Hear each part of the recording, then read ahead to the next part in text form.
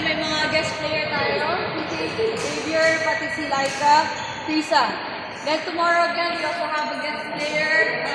Sino may invite? Pwede sumama. Meron, siyempre, so you still have 2 more days. 2 more days pa naman. 2 more days tayo natin. Again, pwede kayo magpa-access again sa kanila.